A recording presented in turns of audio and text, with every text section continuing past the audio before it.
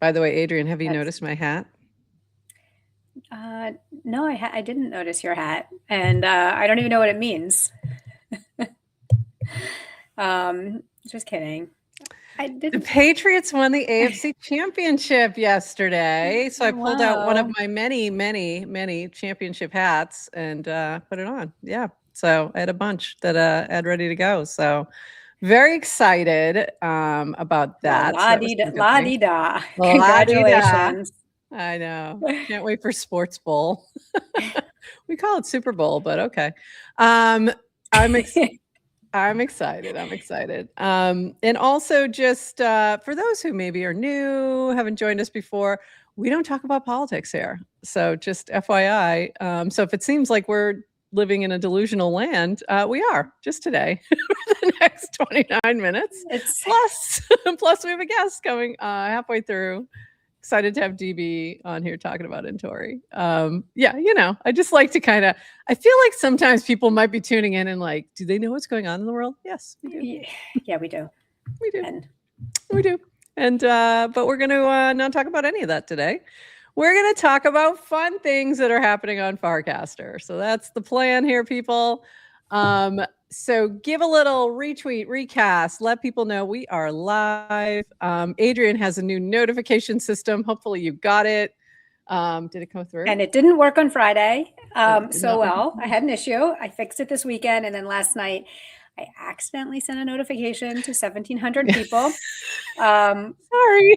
I actually did mean to send it to 1,700 people, but it was the wrong notification. So apologies. Everyone got the, hey, we're live now. Yeah. I know. And Brad Q immediately picked up, I don't think they're live right now. Like, no, we're definitely not live right now. I'm watching the Patriots game.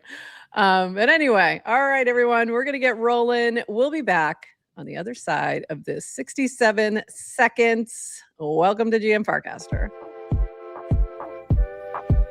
Welcome to GM Farcaster, bringing you everything from breaking news to spicy memes to the deep lore shaping this vibrant digital community. More than just a show, GM Farcaster is your digital third space where the community connects, the stories unfold, and the culture thrives. Whether you're a daily caster or just dropping by, we've got the latest buzz to keep you plugged in. So grab your coffee and let's dive in with your hosts, Neynar Prof and Adrian, for another episode of GM Farcaster.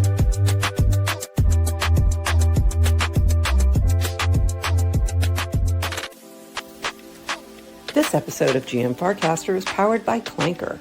Each Monday, we'll bring you the latest news from the Clanker team and highlight the builders innovating with Clanker and Farcaster. Visit Clanker.World to launch your token and check out all the new features that Clanker V4 has to offer. Thank you, Clanker, for sponsoring GM Farcaster.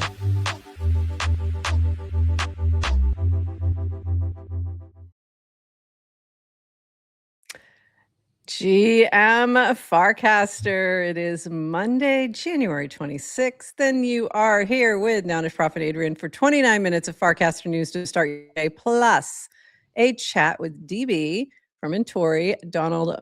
I don't know if it's Buellers or Bullers. Not sure how to pronounce that, but excited to chat with them and do our little Clankcaster Spotlight with them. So very exciting. Did your notifications work today? We all good? Everything's good? Working good? They worked beautifully. And yes, I'm excited. I love my new mini app. All right. So make sure you've add the mini app on Farcaster or the base app, and you will get notifications when we are live. All right, let's dive into some things. This from our friend Burr to start us off. Mountains of snow outside. I'm screaming in my sleep every night these days. Everything is horrible. Keebler Elves, the serving size is 2 cookies, ma'am. 2 cookies. How the fuck is somebody supposed to stop at 2? I mean, she's not wrong. Like, that's a ridiculous serving size. And we just can't put up with these sorts of things in these times. We need much larger cookie sizes. And this from Ice Toad, GM memers, I'm having a lot of trouble sleeping, lady. 3 hours left to do for now, I guess. And then a chart. Shit, here we go again. So we had some flash crashes over the weekend. Good times, good times. So if you've seen number go down a little bit, I was able to ask Banker a little bit as to why, and that was very helpful. So I recommend using your favorite agents, AI agents, on Farcaster, Banker, or Neynar, and they will help you figure out why in the world everything's going down. And don't ask Warpy. Don't ask Warpy does Warpy. not know. Warpy doesn't know. Warpy will only know what we tell him on this show. So he will answer based on stuff we've talked about another previous time, and we'll do it today. It will be very confusing. So don't do that. He'll be like FTX. No. You're like, yes. No, Warpy. not this time, Warpy. Okay, moving on to Brad Q's 29 seconds of Farcaster. What did you miss this weekend? It was a slow weekend, but I would be remiss if I didn't say butt taps was a top story for the second weekend in a row.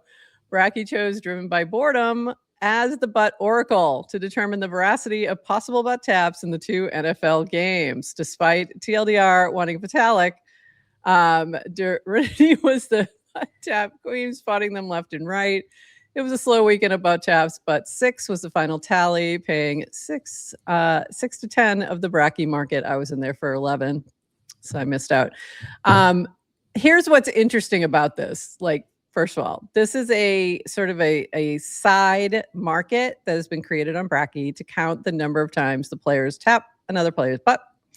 And they now have assigned an oracle who's a person who confirms it. So this is now built into the Bracky mini app, where if you click on, I think it says like confirm butt taps or something like that, and you click on the button, only Driven by Boredom could actually enter into that zone. So it was just an interesting new little experiment created through fun, but you can see sort of how this will iterate into other possibilities. So kind of fun. Moving on. For those now thinking we are not serious people, it was interesting to see Fred Wilson not only excited about the Neynar acquisition, but also release a mini app with Neynar App Studio that pulls music from the last 2,500 casts of your followers. Interesting. I did not see that one, and we'll have to go check it out because I'm also working on something musically. People are excited about Claude. You don't have notifications on for Fred Wilson, Prof? I do not, and that is a huge mistake by me. And I will correct that mistake immediately after the show, because I don't know how I missed that one. And I was around on the weekend, so I don't know how I missed it. Very strange. I usually catch his stuff, so I will fix that. People are excited about ClaudeBot. I do have questions for you about this. And Scheduley jumped onto the scene with a mini app release that lets you have multiple users, multiple accounts, and schedule content. Much interest in who the team is, and they said in a reply that we would learn today. And then Patricia X. Lee shared a great video and praise for the opening of Node Foundation in Palo Alto. I missed her cast because I was pulling stuff from elsewhere. Wish I had seen it. And then we are back. So Scheduley, I went and like did the things to use it, and then I paused because I'm like, I don't really want to give write permission to, I don't know who this is. So I am awaiting the who is the team before I actually do it, because I wasn't feeling totally comfortable without that information. But also I'm seeing a ton of stuff about ClaudeBot. And have you done anything with Claude yet? With this bot, this new not ClaudeBot. So ClaudeBot is CLAWD, not CLAUDE. But it's basically it's an AI agent, right? That you can just give it kind of root access to your life. And does that sound like a good idea? It sounds like a great idea. Why does that sound like a good idea? Because you can have the AI do literally everything for you. I've just been thinking about all the things I've done, even in like the last few weeks, and I'm like, oh, by the way, I'm not doing it right now. I don't want to be the first one to get killed by ClaudeBot, but it's great.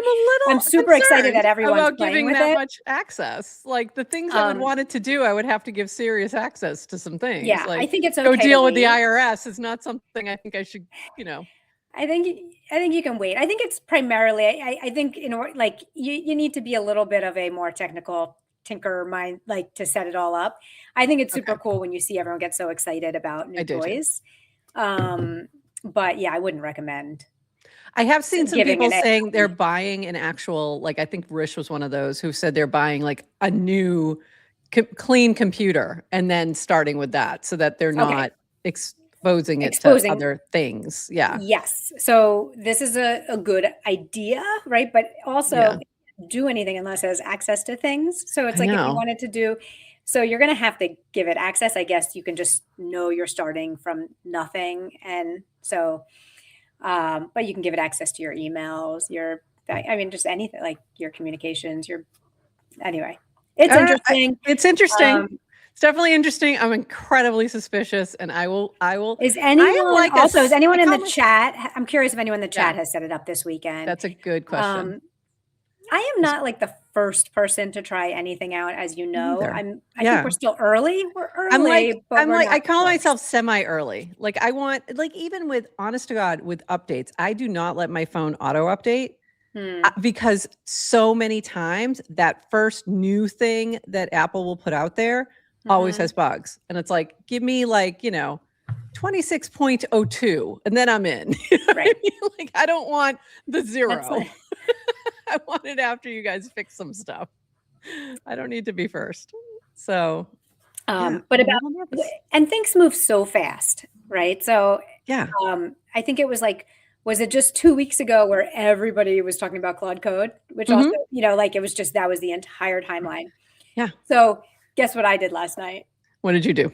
I set up Claude Code. You set up Claude Code. I'm a little behind them. And even though I was like, oh, should I do Claude Bot? And it's like, well, I didn't even do Claude Code yet. So I got to do that. I got to do things in order. Do that first. Yeah. Do it in order.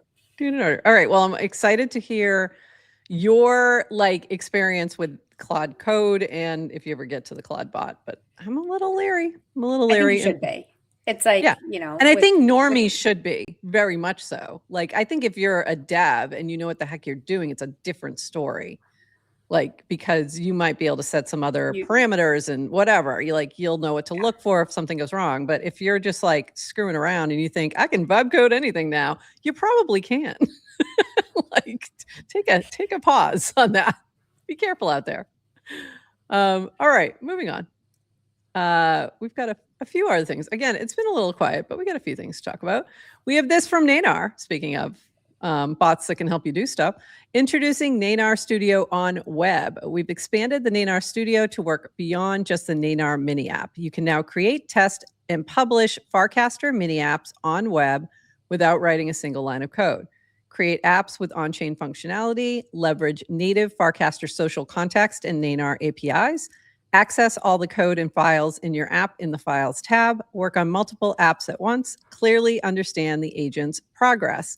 Try it yourself at Neynar.com Studio, sign in with Farcaster and Neynar to get started. So prior to this, you could do all those things, but you were doing it inside the Neynar mini app, which is kind of cool if you want to just be on your phone and doing that. But it's probably not the best surface area when you get into things that are complex. So I had times where I was like, oh, this is, getting complicated. So I'm excited. I'm excited to try this out. I've been still prepping my little mini app, which has gotten a little complicated. I ran into a little thing where I realized, this may not be the best option. I might have to do something else. So we're figuring it out. No, I'll still get it there, but I might have to use, I was going to use Spotify. I need to go to the Spotify API. And now I'm thinking about another option for what I'm doing. So yeah, that might give me a longer, longer leash. So working on that. So it's not like the Neynar part of it. It's the other parts of it. Right. Yeah. This from Czar. Linda is learning physics. DWR is doing Claude Code. Rish wants to make this app a builder's paradise. Horsefacts continues to shitpost. This is my kind of app now. My kind of content. Growth is Rish's concern, and I hope he has some runway. But FC seems to now be a giant group chat of like-minded people leading more towards culture of early Farcaster days. And then Cassie's note here, and there's plenty of us building other clients too. Get building. So I like the vibe right now. We'll see how it goes. But I felt good about, we had Rish on Friday chatting about the Neynar acquisition and where we're going with Farcaster. Neynar itself, the AI bot, had some great questions for our guest. So he basically got interviewed by the thing he created. So that was kind of cool. And I don't know, I'm feeling very optimistic. AI is coming for us all, Prof. Yeah, totally. There will be no jobs. There'll be no jobs, and you will like it. I guess I would say, looking back on my entire Farcaster experience, like if you think of like what is the reason that we've stuck around, I say, I guess I've stuck around. It's really all about builders. Yeah. Like that's kind of the one through line. So if this is where the emphasis is right now, it makes me happy. It makes me very happy. Yeah. I'm very optimistic, and I'm happy with like that focus. And that's what we've always focused on here as well. So yeah, I'm feeling good. I'm feeling good. It's a little quiet. It was a little quiet this weekend, but it's been quiet on weekends. So it wasn't much different. I don't love the growth as Rish is concerned. I mean, it's cute. It's cute. But kind of is. It's, I mean, where's the lie? But I know, but still for all of us building, I mean, going back to like, you do need people using the app if you're building, like if you're building mini apps or other clients, you do need people using it. You do need growth. It's otherwise like, why not just create a group chat with with your like-minded people? We do need growth. Like that exists already. Yeah. Yeah. We do need growth. For sure. This from DWR. So he said, PSA, planning to unfollow everyone and rebuild my follow graph slowly. Don't take it personally. And then he said, it's done.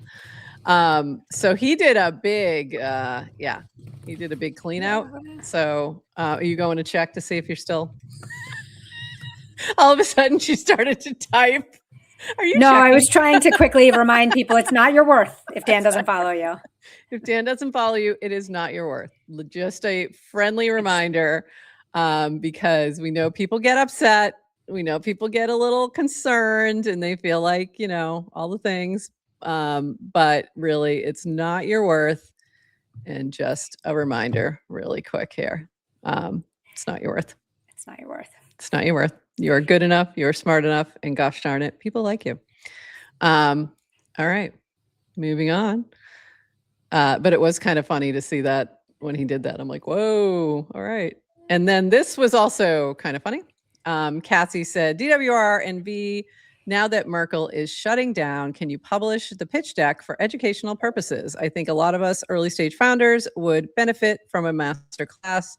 Here is the master class, Farcaster pitch deck, and the end of deck. So in other words, there isn't one.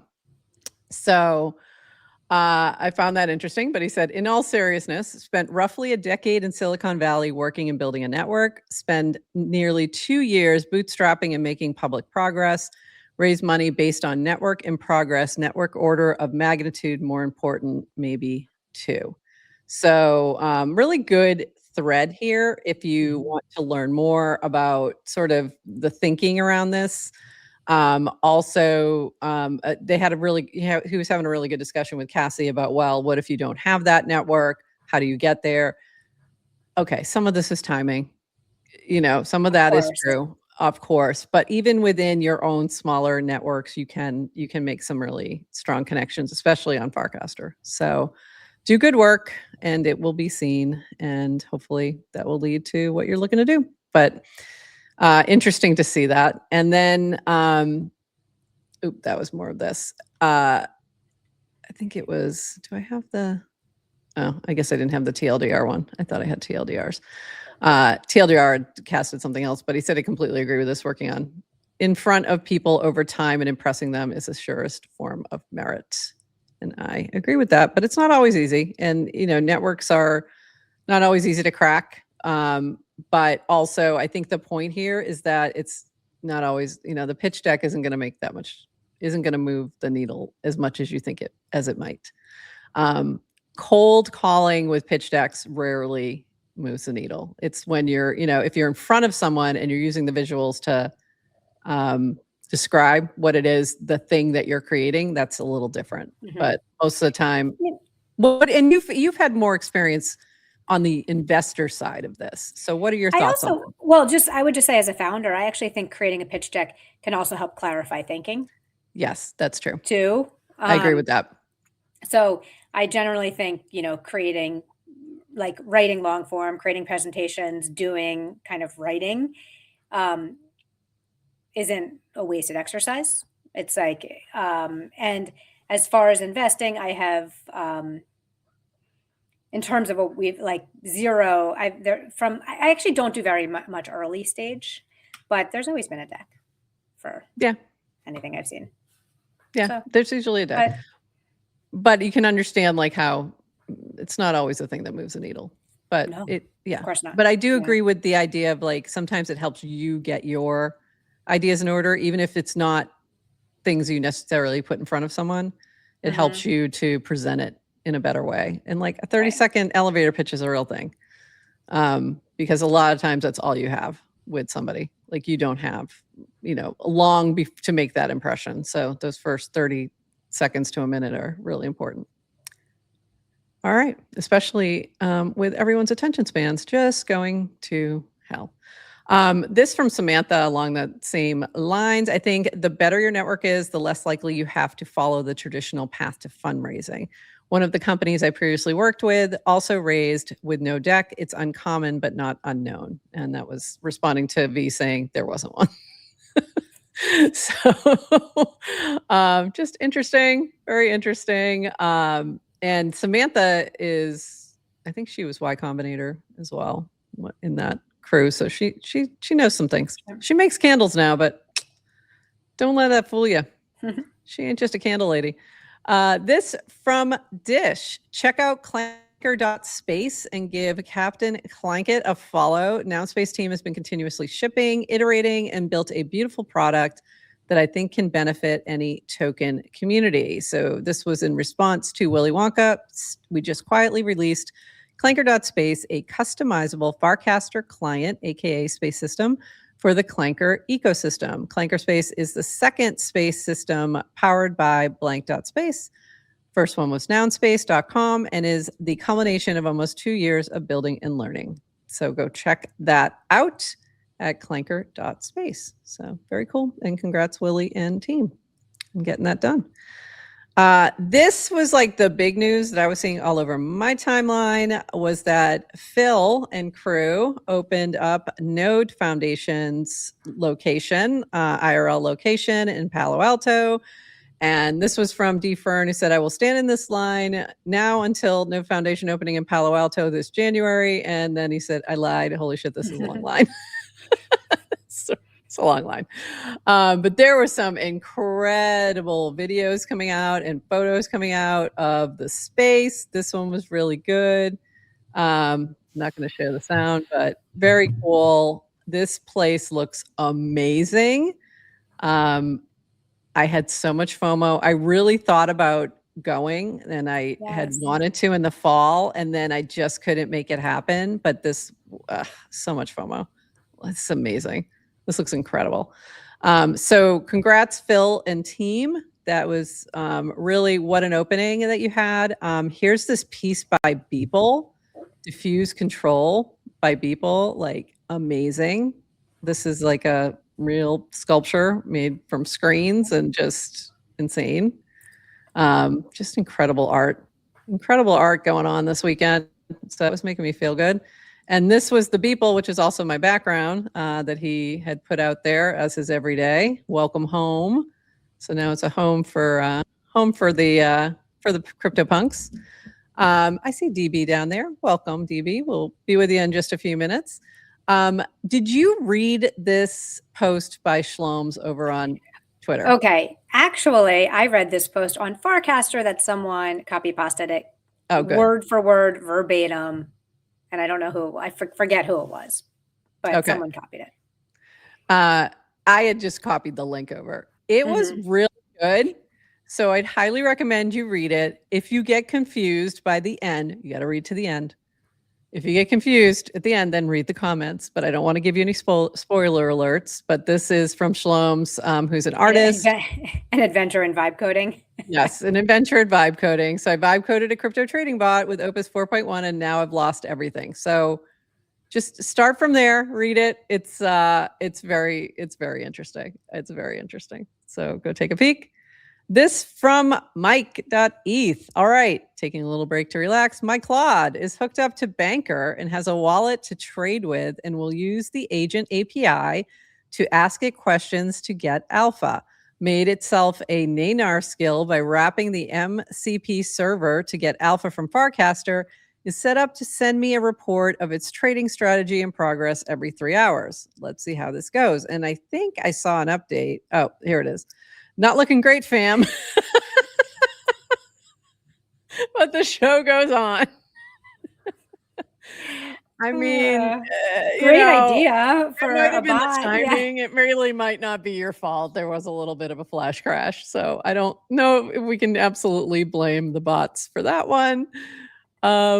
This from Abraham from Splits. Custom transactions are now live. Call any contract function directly, paste in the address, choose a function to call, enter parameters. No more connecting to block explorers. Very cool. Go, if you're not using Splits, if you have a team, if you have a business where you are doing transactions in crypto, I definitely recommend you check out Splits and learn more about that. They are cooking. They've been dropping features left and right. So it's been very cool to see. Jacek was supposed to be with us on Friday.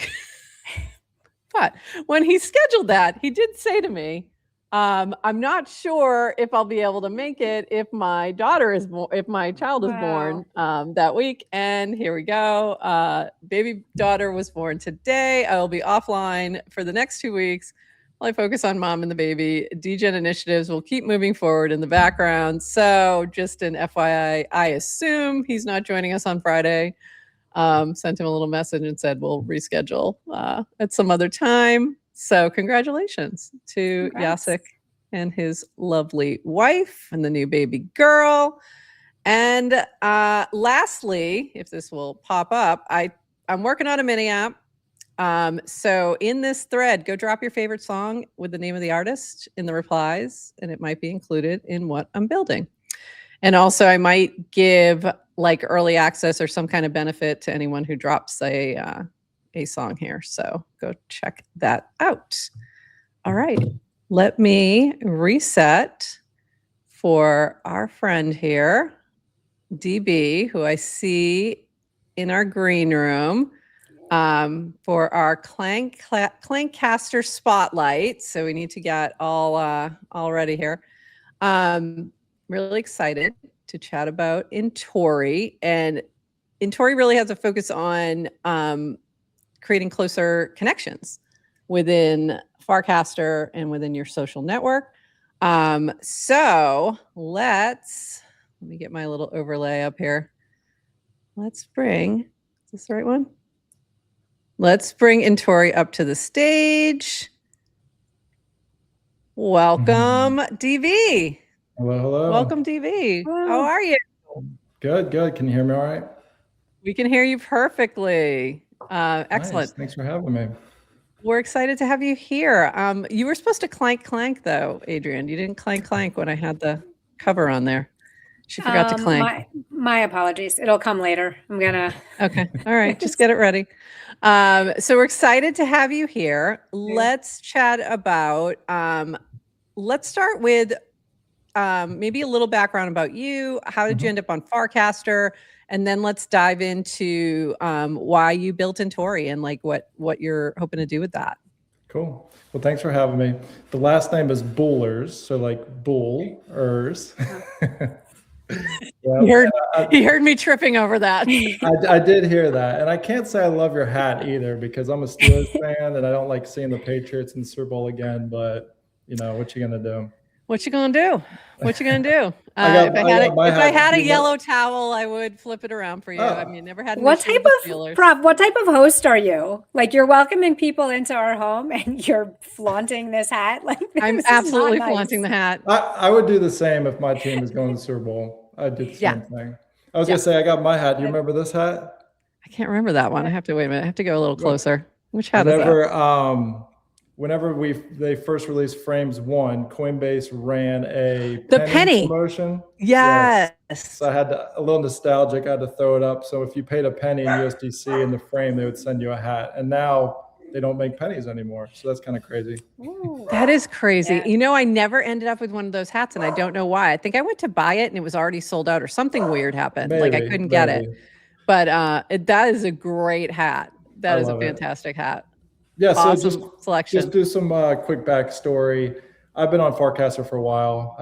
It's been a little bit sad over the past week. It's a change, just trying to figure out what's going to happen next. I put up one message just saying how I remember whenever Dan onboarded me at the very beginning, and then in this last trip up to New York a few months ago to be with the team, I was sitting next to V on the having dinner, and it's just kind of like full circle moment where it's sad to see they won't be around anymore. And Linda, man, Linda's been so awesome working with her. Out of all the ecosystems, she's like the best person to actually respond in DMs and everything. And it's just been a while, but I've also been working with Rish and Neynar and their team through Building for a while, and they're awesome. So it's bittersweet. I'm sure the sentiment's the same across the board, where it's a transition. Maybe it's a good thing, maybe it's a bad thing. I don't know. We'll see. But yeah, so I've been around Farcaster for a while. So did you come in with a best email situation? Was it best email, or how did you? It sounds like he came in during Dan's onboarding his personal network on a Google Meet. Ooh, it was very early. I was building Intori at the time, which I think we were still using the same name. We were building kind of like a decentralized Facebook clone, where at that point you would connect your NFTs for your communities and kind of have a place to communicate. So you'll see as I talk about today, it's kind of been pushing the same idea all along. But I reached out to Dan because I'd heard about Farcaster, and we were connecting through DMs, and then he got me onboarded. So I think my FID is like 800 and something. So it's been a while. But I've been at Farcaster for a while, building specifically since the on-chain summer, 2 summers ago. So right around the time when they first released Frames V1, Intori's first iteration was for channels. So if you've used the app or been using it ever since, basically, if you remember the frames, you were able to like click and interact and do the arrows shift over. So in that version, we would allow the admins of a channel to have their own questions, and then they would post it into their feed, and then people inside the chat could answer the questions and click through, and then we'd show them 5 people from the membership list that closely relate to them. So we're trying to connect people. Obviously, if you go into these different channels or groups, you don't really know all the people that are in it, or people that are actually real people, or people that want to be there and want to connect. So we want to surface people that want to be around and connect and learn more about other people. So that was our initial version. Since then, we've gone on to build our mini app that we have now. And I've been a community member all along. I've been in Club TED group chat, kind of kept me around for a while. We could talk about that later, but just how group chats play a significant role in keeping people together and on the platform. So there's a lot of different things actually I'd like to talk about today. I kind of messaged in my original post about, I spent a lot of time thinking about the attention economy, about decentralized social. So kind of that plays a big role. What's going to happen next with Farcaster? Now lensing is gone and different things. And just basically keeping people together. What's this new world going to be like now that we're talking about AI and agents and everybody just giving all your data to them to do things for you? And where do people exist? So So I have a couple questions. Let's step back just to Intori first, and then let's jump to all of that other really good combo. So how are you figuring out, like you mentioned, to make sure you're connecting with real people? Like, how are you, what's sort of behind the scenes that's trying to help to make sure it's somebody, who's a real human rather than random spam bot kind of thing? That's a really good question. And it's not a simple answer. And this, I think anyone out there that's building mini apps sees the opportunity in Farcaster building mini apps would probably like to listen now, because I've done this for a while and I've seen the amount of spam that can come into these apps. I've seen what incentivizing through extraction of tokens and getting quick money, and I could give you a list of the accounts that are known farming platforms. So we've seen it all. We've obviously tapped into what Neynar provides with their spam score. That's been great. So we have that. A lot of people that create an app can kind of just start at that 0.5, 0.6 threshold, just basically say, you can't use our app. So we did that for a while, but that only provides some benefit, because what you'll see once you start building is everybody that comes in will get a 0.5. So you don't want to kick out the real people that are just now coming into the platform. Like, I've tried to onboard friends to use our mini app, and like, they can't get in because they aren't casting, or they just don't have a high enough score. And so you don't want to have that. So we have an internal quality score as well. So what we do is we track how many, like, your cast history, if you're just spamming out shared casts, if you have a legitimate Twitter X account tagged to your account, if you're doing things rapidly in motion in the platform, claiming, which we previously had claims in the platform. So there's a lot of different things. We also have a quality score. So we do a mixture of the Neynar score, our own quality score, but then even with that, you can't completely block out the spam. So in our platform, what we try and do is have a range threshold of who you see and who you connect with. So if you're a known spammer or trader and you're living in that 0.4, 0.5, lower, slightly higher, those are the people we'll connect you with. And if you're up around 1.9 on the spam score, then we'll try and show those people first. So not only are we blocking some accounts, putting you into a quality score, but we're also trying to put you to meet with the people that are in that same range. Oh, that's great. Okay. Yeah. But that's also not the end of the story, you know, like, right. We've seen a lot with now that Base is allowing people to join in from their 800,000 million member list. I could tell you a very large percentage of that is not real accounts. So you have to deal with that. And then something else I'll talk about later is we're going to be porting over to World. So we're going to be bringing in the proof of humanity. So that's actually, let's talk a little bit about that. So with World, are the only people who have access to World apps the ones who've done the orbs, or no? No.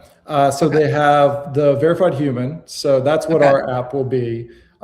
This is the first I've talked about it. So the official announcement is that we are bringing our application to World app. We've been working with the foundation for several months now. So that's going to be really big. I think it's going to be big for Base, Farcaster, and World, because what World does not have is a social feed. They don't have profiles. They don't have information about the users. What they have done recently is incorporate XMTP. So they have chat, which I think is going to be a real big unlock for us, because if you use the Intori app, once you connect with someone, then you can message them. So we'll bring that to them, but we'll also bring the ability to connect with other people, which they have a similar ecosystem where you could just create these World apps. A lot of them are the, you know, gaming, gambling, ephemeral apps like we see on Farcaster, but not so much the social connections. So to answer your original question, you can have verified human only, which is the orbs, or you can have anybody who's created an account. So me personally, I don't have a verified account yet. I'm in Southeastern North Carolina. The closest orbs are in Florida and Texas. So I do plan to get verified so that I can use the app. But I do have just an account I created several years ago. And I did go through recently they added a passport verification. So I did verify through my passport, which gives you some added functionality, but you can't get into the human verified apps. And that's where we're going to start. We want real people that have been verified, and then they'll be able to use our app. So I've had a couple times where I've had an opportunity to do the orb. And again, I think there's something in me that just goes immediately like, I can't do that. I just can't do that. And so I'm wondering, like, do you have any hesitation about that, about somebody having that sort of data on you? Or I'm not even sure. I know they supposedly don't keep it. They just do a verification, and then supposedly it's not captured. How are you feeling about that? I'm not an advocate I'm not here as someone employed by World to go and tell you to do this. But as someone who has been in this space since 2017, my focus has always been decentralized identity.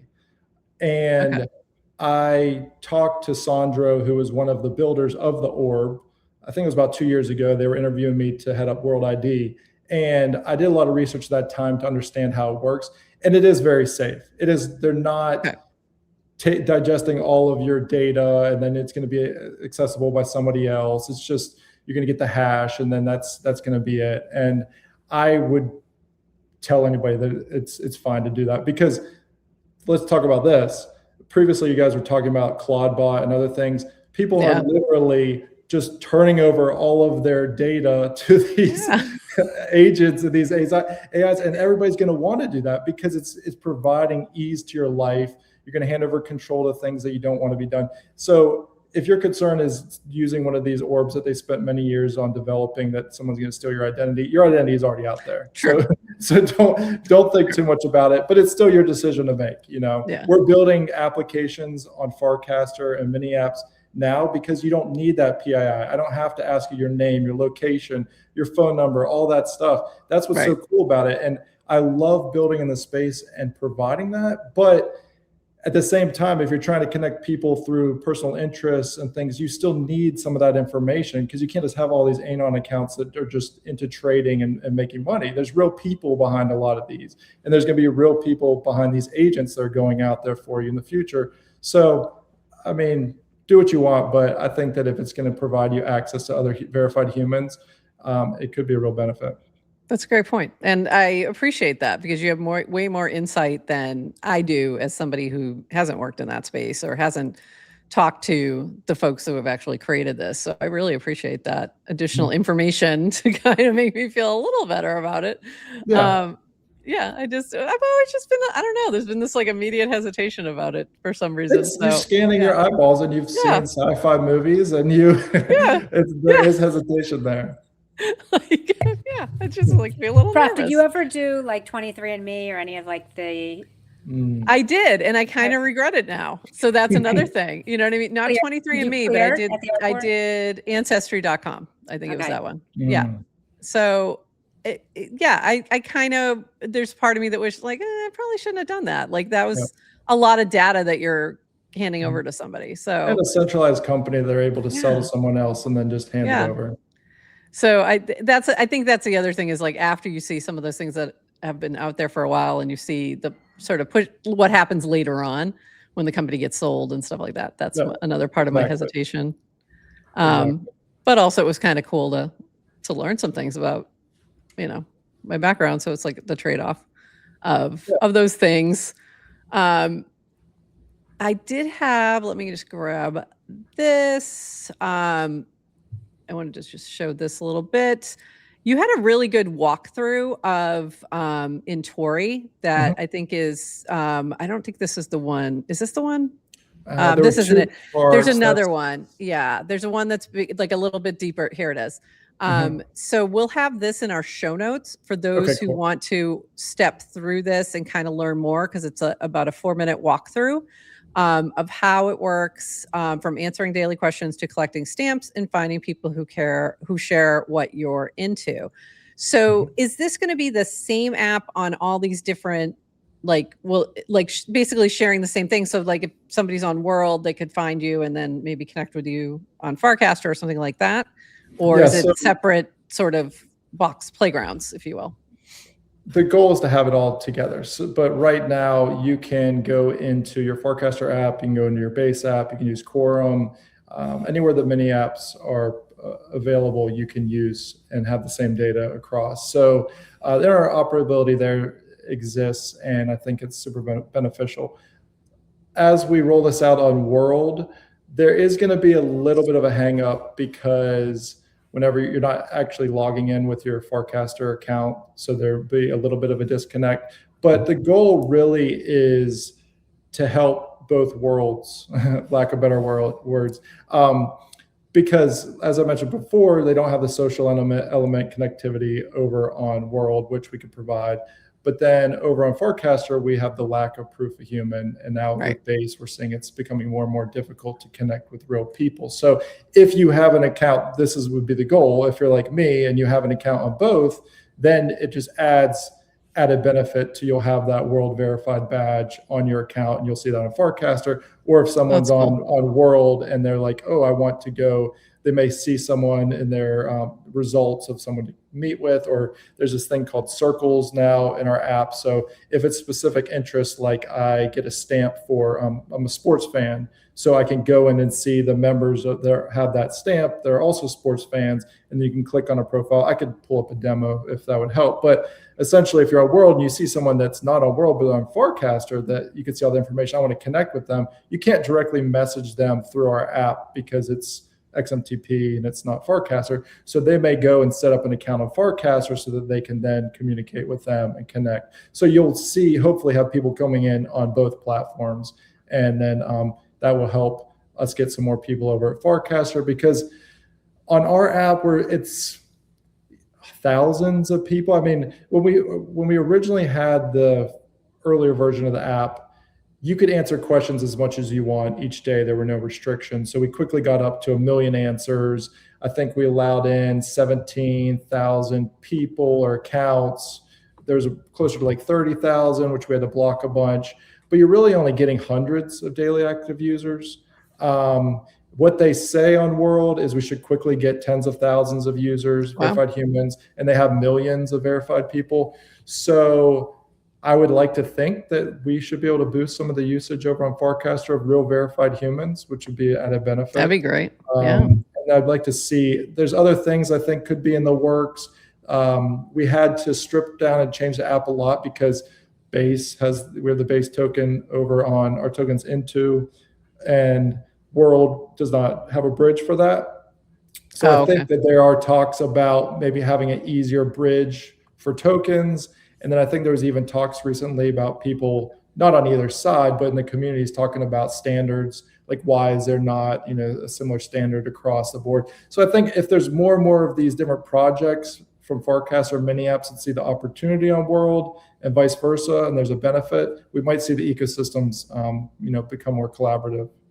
I wanted to ask you about the token as well. So you launched it via Clanker. What was sort of the purpose? Like, do you have any thoughts in mind in terms of the purpose, or was it mostly like have the token to sort of drive some attention to the mini app? Yeah. So again, a little bit of history there. As I mentioned, I was in Club TED. Proxy was in that. Yeah. So whenever they first started, they launched Clanker, he was mentioning it, and just kind of, but like most things, I'll see it. I'll just kind of like bookmark it. I'm going to look back at that later. And then next thing I know, it starts to pick up steam and everybody's using Clanker. And then obviously the drama happened. But prior to that, I had met with him just to kind of understand, what's their background, what's their goal with all this. If you look back at my history, I'm not really into creating a bunch of tokens. I don't really like extractive actions. I'm not really into the gambling or the betting and all that kind of stuff, which will get you, obviously we could have gotten a lot more activity over the years by having these type of things built into our apps where people are earning more. But long story short, I met with Dish and we had a discussion, and this is right around their V2, I think, where they were starting to allow you to get a developer share up front. So we purchased 1 ETH. We also locked up, which we've never touched, 30%. That's still sitting in the original account. So a lot of that I liked, but also the people. I like Dan, I like V, I like how they ran Farcaster, I like Dish, you'll see that I want to work with people that have a long-term vision, obviously don't have bad history in this space. There was a lot that I liked about Clanker. So, that kind of had a lot of the reasoning about why we wanted a token, but also we're building on-chain products, so we are going to need a token. So what we've done is we've tried a few different things. In a previous version of the app, we had this thing called Boost. So what you could do is you can go to a specific question, or if one popped up that you're really into, like I like surfing. People may not know that from reading my feed. I don't talk much about surfing, but I would go to the question about surfing. I would click Boost. I would pay in my tokens, and that would go out to everybody so that whenever they get results, I would be one of the first ones, and you click and see what was the interest that he was interested in. It'd be surfing. So something like that, and you can cast it out to the feed. Right now, we do have Intori Plus. It's not really advertised, but if you hold 5 million into, then you can apply to be a Plus member, and that's vetted. So that's kind of like like an exclusive level of dating apps where we go and we check your account, you're a real person. Like we have, I think maybe like 50 people that are right now Intori Plus users. They get like a little icon on the app, but the goal there is in the quality system, you will get a little bit of a boost. So if we can get real people holding the token and approved for the app and getting more visibility, then that will hopefully bring in more people that are of higher quality. That's interesting. That's a really interesting way to think about it, as well as like a opportunity, but you're still vetting. Like it's not an automatic. You can't just buy your way in. You still have to be a real person, which I like that. Exactly. You mentioned dating app. We've talked about this many times about social graphs and dating apps and how they make a lot of sense. Do you see anyone using it in that way right now, like using Intori as that type of approach, or is it more along the lines of like a LinkedIn networking kind of approach, do you think? What we've seen is there will be the occasional message that someone will post and say, we need a dating app, or the idea is great. But crypto, social, on-chain applications are very niche or very small. The reality is there's not that many people, and of the people that are here, not many are looking to form relationships. Now, there are some features that we have talked about. Actually, we worked with operating system. So I think you're familiar with the crew over there that helps with some companies in the space.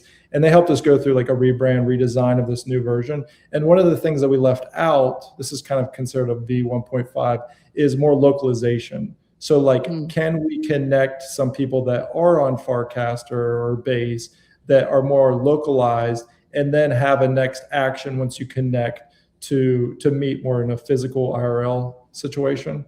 So once you get to that, I think that you can maybe move more into the dating, relationship status, what are you looking for kind of thing. But we are not at a scale yet where that would be even, worth putting time into.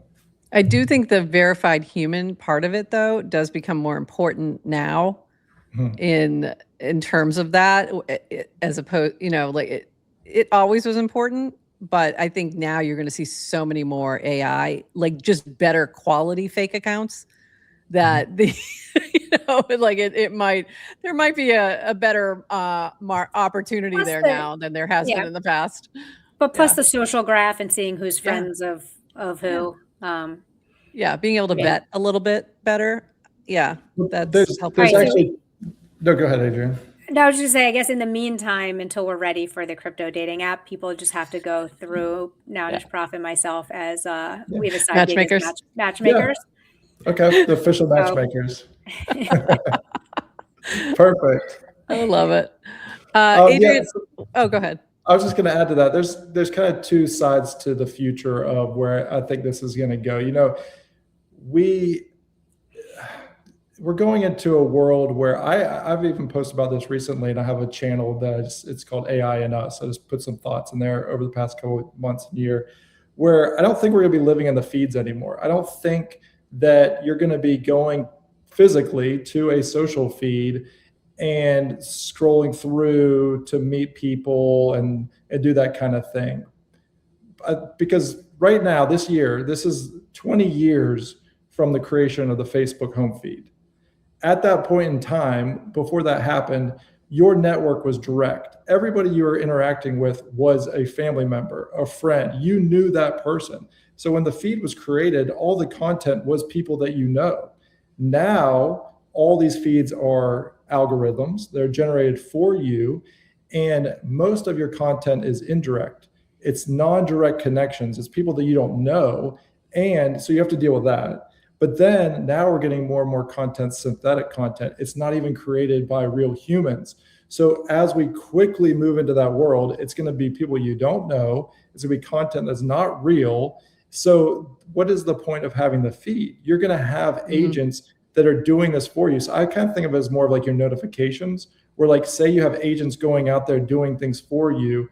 And then as things are important to you, you'll be alerted to that, and that'll be where your content lives. So kind of in like a world like that is where I see things going. And then to add to that, it's going to be important to understand, okay, is this real or authentic? Is this AI generated? Everything's going to be AI generated. So who controls that? That's where verified humans come in. That's where all this content about you, that you're a real person, matters. It's not going to be a matter, did DB create this or not? It's just, did DB have something to do with this being posted or presented to me? So that's why I'm super stoked about building around real people, real interests, real data about you, your preferences, your traits. What can you do with that? And how do we empower you to then do something with it? This post that you had that was kind of related to that, let me just dig into this, just double click on this just real quick. How much longer will we use social feeds? We're almost 20 years into the Facebook home feed era. Synthetic content is rising. Authenticity is fading. Social won't disappear, but I think this version of it is near the end. And I'm not sure about that. I don't know if it's near the end, but I take all your points very clearly, because that makes a lot of sense. But I think there's a difference between, I think all the networks are different. So my feed in something like an Instagram or a TikTok, I don't care if it's synthetic as long as it's entertaining. If that makes sense. My feed in like a Facebook, where most of those are people I've known IRL, and this is the way I connect with them online, is different than my Twitter feed of mostly people I've only met online, and a few I've met IRL after the fact. So, and that's Farcaster similar in that regard. So it's kind of like, I don't know, but I think there's something to that as to, and we see like Uno just made a pivot away from a feed, and kind of thinking about it very differently. What does a client look like? Pigeon Trade is another one. Pigeon that Borodutch is creating, where he's calling it a client that exists, but it's really just a bot. So I don't know. What do you think, Adrian, in terms of like that sort of thinking, that we're at the end of the social feed? I don't know. I don't think we're at the end of the feed, because I think there's too much incentive and money in capturing people. Capturing people's attention. And I also think people will go more and more towards online for social needs.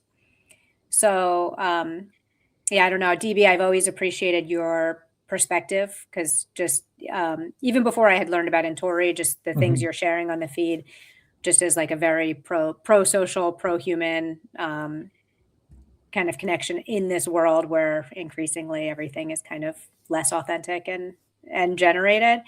I don't know where the future is. It's like, I don't know. I know.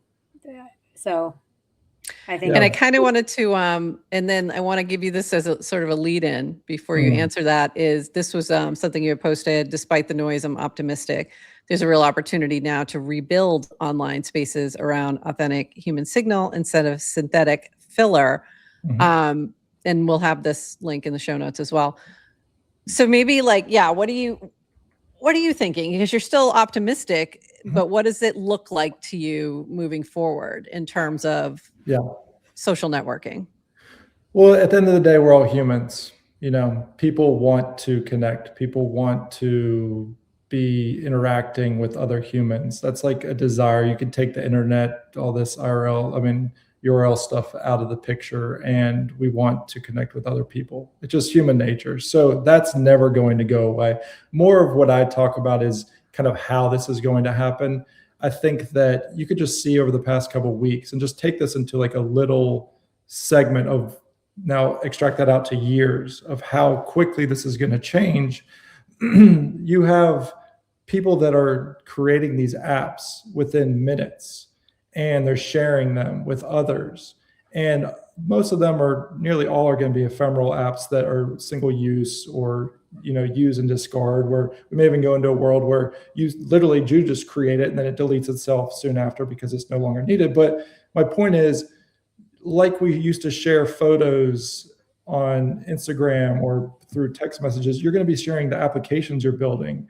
And you're already seeing it now, these platforms that allow you the tools to do that, they're going to bring in social elements. so that you're now connecting with other people. You want to see what other people are building. And that's excitement on like X right now, where if you're, well, it's kind of overwhelming, but in the feed, everybody's saying, this is what I built, this is what I built, check out this, get this skill, do this thing. So the social element is there. We're still connecting with each other, but it's not in the same way that we've done it in the past. And there's even talks about, are we even going to be using mobile devices and mobile phones in a couple of years? So you have to think about, how is this going to change? So I think it's going to change a lot. I don't have the answers now of like how that's going to happen. But, going back to your point, Adrian mentioned about why I kind of try and promote the stuff that I do and have been over the years. If you've ever heard Jaron Lanier, he coined the term virtual reality. He is a very eccentric guy, and I think that you should go listen to some of his videos, but he has several books that are really important, like Who Owns the Future and about the internet and a lot of this stuff that was talked about many years ago. And I take a lot of my inspiration from him. The Honest Human Digital Economy, you'll see in my profile bio, that's what I talk about. So a lot of that stuff's kind of outdated now because things have changed so much, but it kind of goes back to the point that we've talked about for many years and no one's really kind of solved this, but your data is valuable. Can we get to a point where your time spent online, you're getting some value out of that? Like if you take our app and then make it in the future, what I'd like to see is, okay, I am a sports fan. I am also a gamer. Like those different things. Once I tell Intori that's what I like, I think that I should benefit from that, because maybe through advertising, but maybe not. But there are third parties out there that want to know that information about me.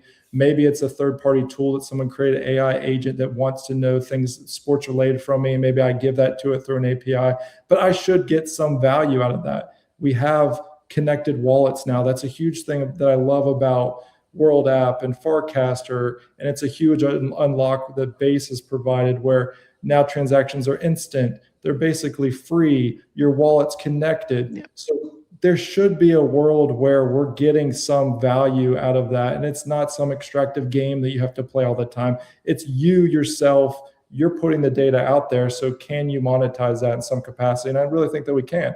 And I think that everybody that's spending this much time online digitally, you should have enough information that you can get some value out of it.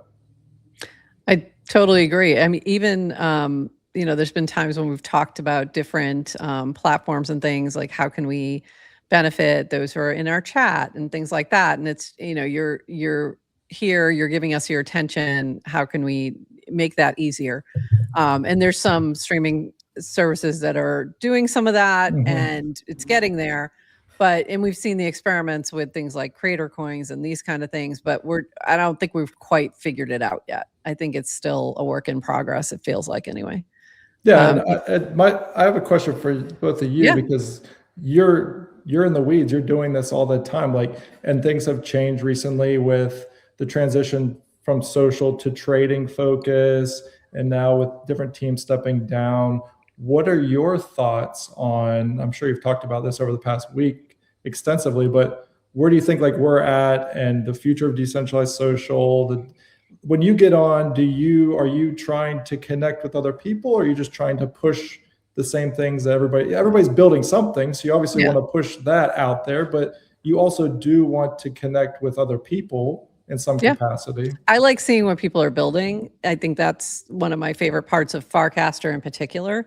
When I'm on, I think it depends on which app you're talking about. Like I said, if I'm looking at Instagram or TikTok, I'm not looking to connect with anybody. This is entertainment. Yep. This is taking the place of me watching, Real Housewives for a minute or something like that. It might be on in the background while you're doing that. Exactly. Yeah. It's just it's just something fun. Yeah. When I'm talking, when things like Twitter and Farcaster, I think are different. LinkedIn specifically at a professional level, which I never use. So I think it depends on what, but in terms of where we are, I've seen a lot of grave dancing on decentralized social and social fi. And I think we couldn't be further from the truth of what's happening, because they saw Lens get taken over by Mask, and then they saw this Neynar acquiring Farcaster, and immediately everyone was like, it's dead. it's not. It's like just beginning. Because for one thing, in terms of decentralized social, we can see all the problems with centralized social. So we don't even have to reiterate that. We know that. So we know that that's important, and we're still going to be trying to figure that out. And I don't think anything's changing there. In terms of the combination of social and finance, it makes perfect sense, especially when you think about things like prediction markets or even just trading in general. We've seen time and again different experiments with social trading, and if you can go back to Wall Street Bets for one of the best ones, that just took over the entire world for a brief moment in time. So we know that these things go together. It's a matter of figuring out how to make that work in the best way possible for those who are participating. So I think it's not going anywhere. I think it's a matter of how do we make it the most useful and interesting way to do these things? So I think the experiments are worthwhile. Adrian, your thoughts? Yeah, agree. And I think for me personally, I was very much attracted to the decentralization aspect of social, and just the idea of we're spending so much time on social platforms, and there's so little power we have as individual users on any of the kind of corporate owned Web2 platforms. So you spend all this time, you invest a lot of your time, you build a network, you build, there's value there. And if you don't like a new direction that something goes in, there's no recourse. I'm sympathetic to all the developers. I mean, the concept of so for me, I'm mostly attracted to Farcaster with the idea of portable identity. As well as just open social graph and open data, which means as a developer, if you want to build kind of net new experiences on top of social data, you can, and you don't have to worry about APIs getting rugged, the ability to not be able to do it. So it's or getting really expensive. We saw that happen with Twitter a lot, where it got just crazy expensive. Yeah. I used to joke with Dan all the time, and DB, I kind of agreed with you. One of the reasons I really came to Farcaster early on and then stayed is I really did have a lot of faith and trust in Dan and Varun's leadership, the decisions they were making. They built in public. I agreed with a lot of their kind of builder philosophies. But I used to joke, I was like, I wanted them to turn evil at some point to test the thesis. It was you're not evil. I agree with how you're building. And Chris Dixon writes and Read Write Own the life cycle of corporate platforms of attract to extract. So if you are trying to build a network, you have to attract people.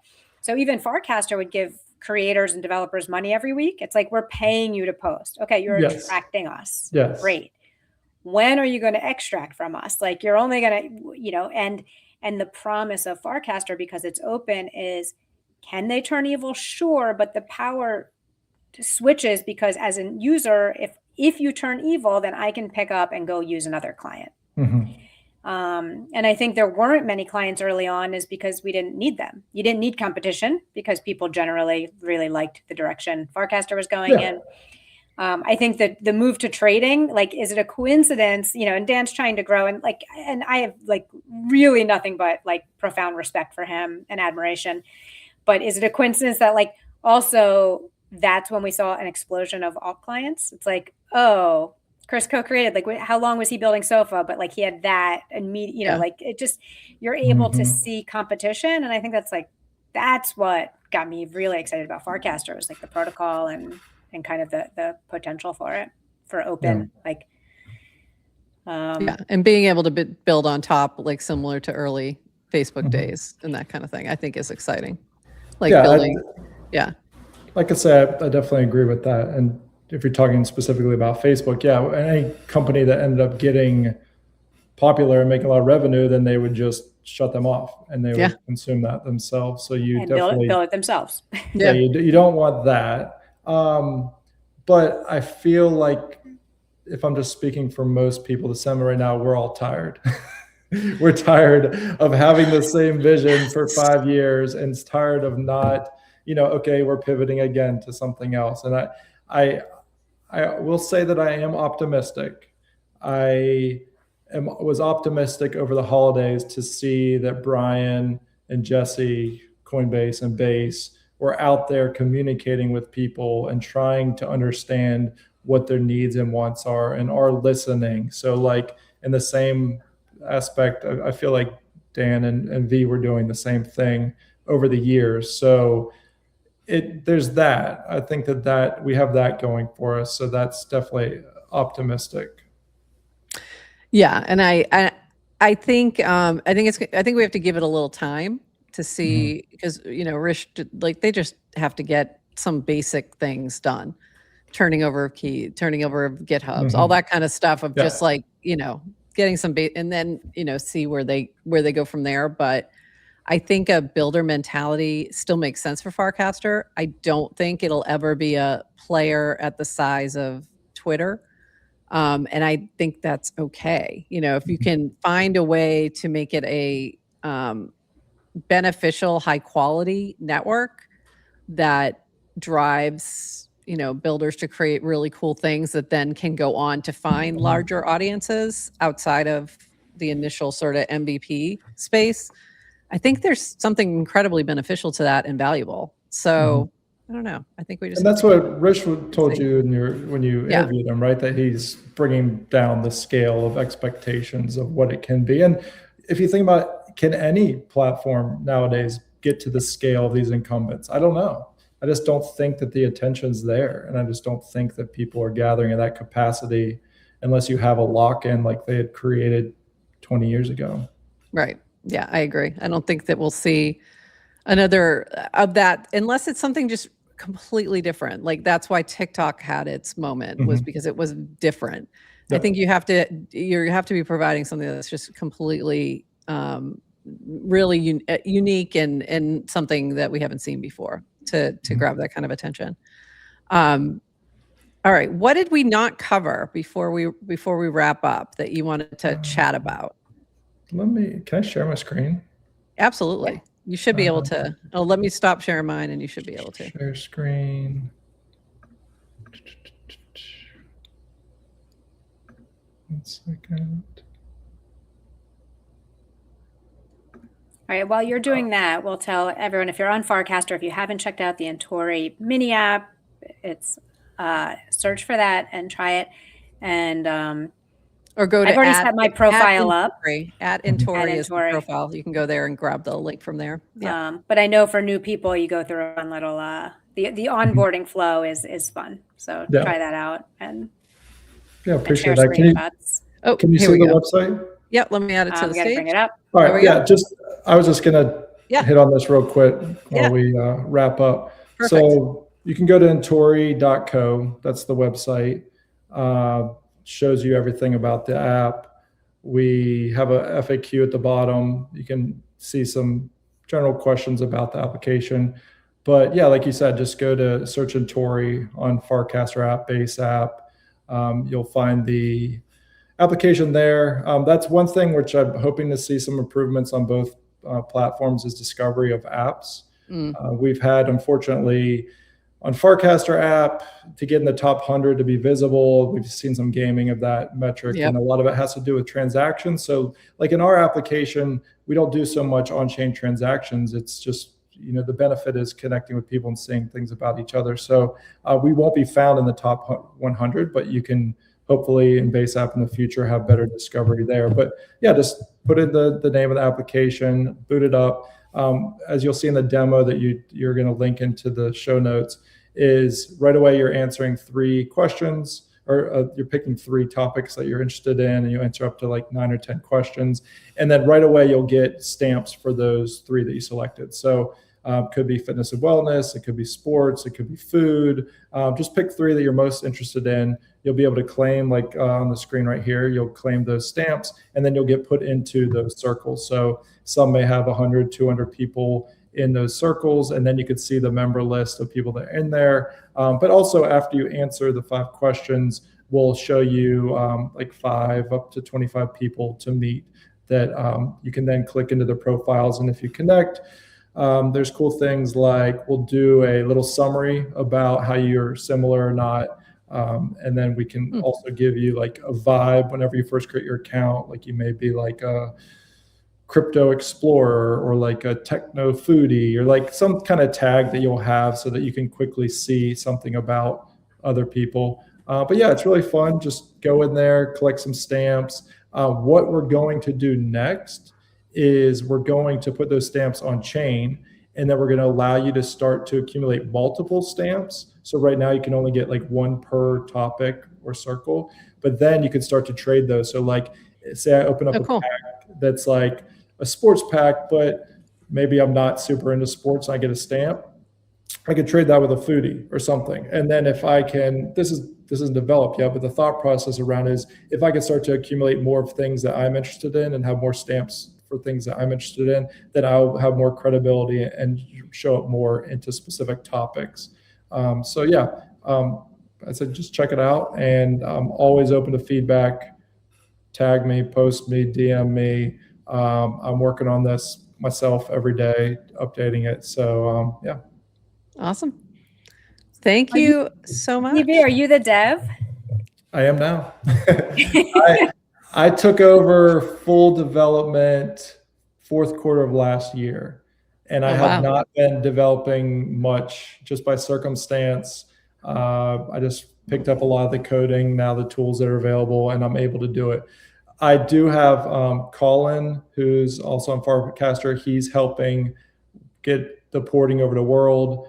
As I mentioned, I worked with operating systems to do the new design rebuild. So it's not a full individual, effort, because I do pull in people from the ecosystem that have better skills than me, but I am actively pushing code every day, and I can get updates out or bug fixes whenever they come up.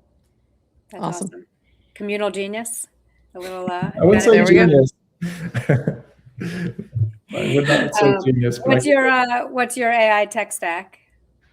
Are you? I actually use, my setup right now is I use Vercel, Prisma Postgres, Cursor, and then just recently brought Claude Code into Terminal. And you'll see that website I just updated over the weekend. So we got a full rebuild with assistance of Claude Code and in my Cursor terminal.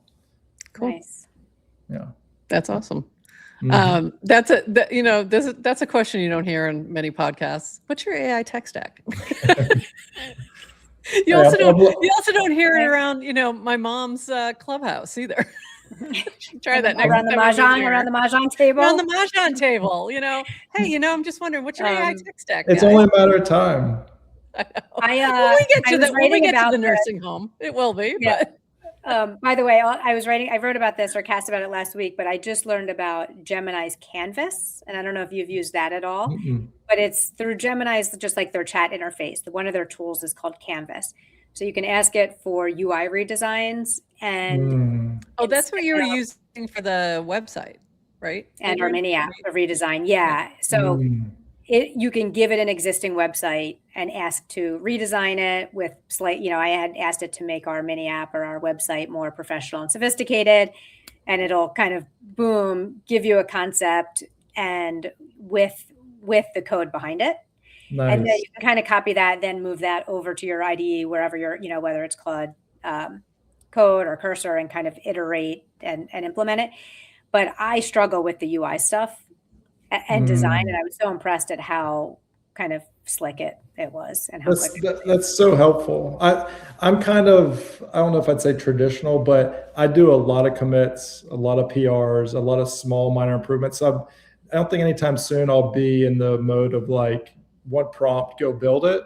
But I'm getting there. I'm the same way too, by the way. And also my background's DevOps, which is all CI/CD, tiny, small commits. Like I don't do big anything. But the beauty also is if you build things modularly, it's like from a back end, like you can kind of give a new UI look without a lot of major rewrites. No, not much trouble at all. Yeah, so it was fun to play around with. That was my first time playing with Claude Code, and I'm going to do it we have a Tomb Technologies website that hasn't been touched in years. There's a lot of 404 errors if you go to it. So I'll probably refresh that this week. How fun. Yeah. Adrian, anything else that we didn't touch on before we wrap? The only thing I want to ask is, it sounds like you're really primarily focused on like the end user, like the people of the internet trying to connect. Have you thought at all, and maybe it's too soon, I can almost see providing a lot of the Intori data as a service to other people building apps. It's like through APIs of like giving information about people. Yeah. Do you have time for another episode? Are you doing it? No, I'm saying there's so much I could talk about. There's two immediate things that I'd like to go into.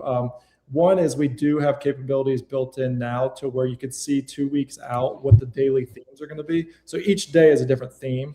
So one possibility is that we will have an approach where companies or people can come in and sponsor days in the future, similar to like what you see with QR, where like maybe Bracky would want to come in and hit up the sports day a week from now and then have a URL link as a sponsored day for that theme. So that's one thing. But to your question, that would be the amazing end goal. Is Adrian's going out, she's going to vibe code an app. It's a wellness app. You don't want to connect your ChatGPT and it know all your history. You may want to share it with a friend. If they're using Intori and you have hundreds or thousands of pieces of content around that specific wellness and health, then I can allow you, or we can allow you to port that into your application and immediately feed in a user experience based on data that you own, that you don't have to, at that point in time, go through a tutorial about all that information. You've just done it and it's there.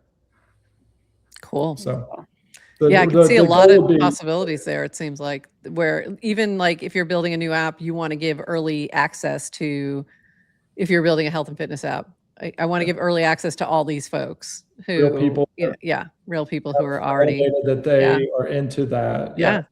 But I'd wanted to do it for you as an individual, access your data first. It would not be some other party. If it ever gets to that point, it's going to be complete consent of you as an individual. It's not going to be us giving that to anybody. Yeah.